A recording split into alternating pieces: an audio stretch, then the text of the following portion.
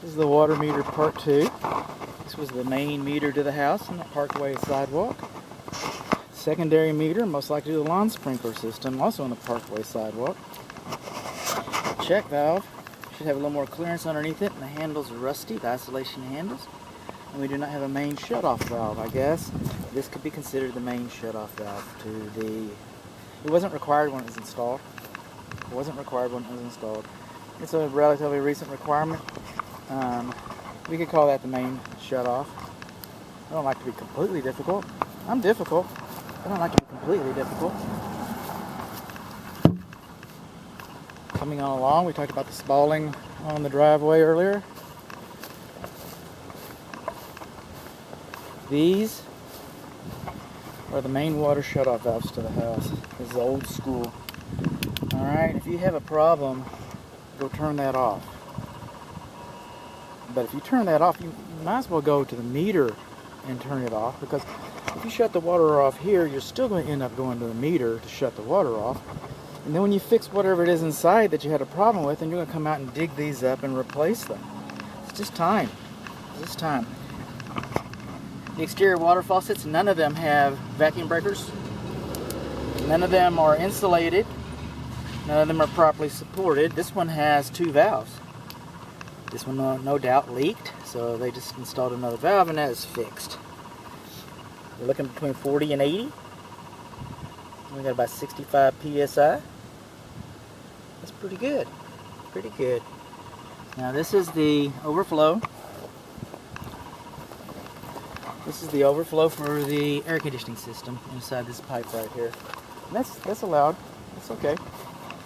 Now we're going to go inside for a moment. It's going to get muffled. Thank you, Corona. We're going to mask up. Alright.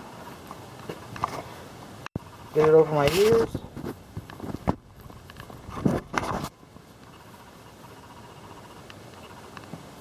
There we go. And by the way, this door switch, it's working for me now. The reason why I have this out is because this is very difficult. It can be very difficult. I don't want to lock myself out of here.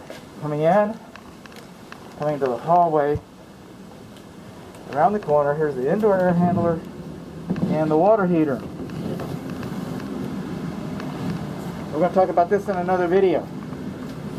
We're going to talk about this in the here and now. See that white pipe up there? Hillbilly Home Inspection, see that white pipe up there? It's asbestos. That's asbestos. I'm not supposed to say that.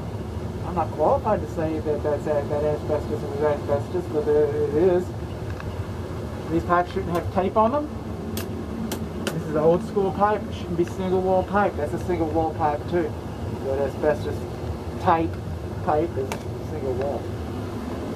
Plumbing. Coming to the water heater, it should not be soldered closer than 12 inches to the tank.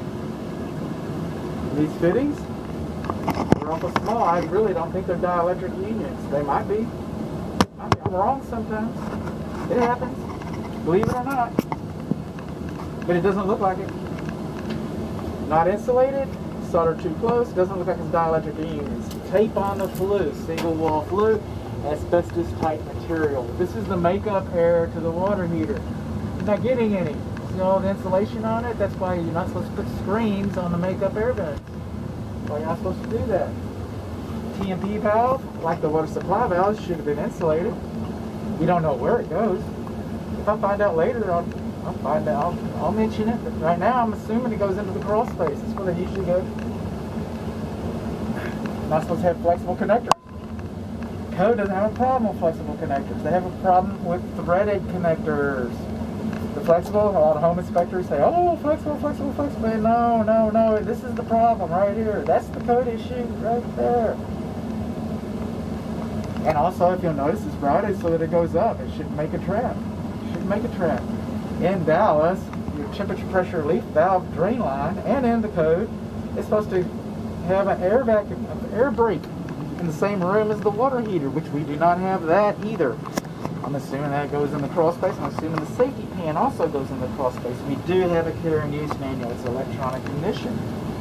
The gas line coming to the water heater, it does not have a sediment trap.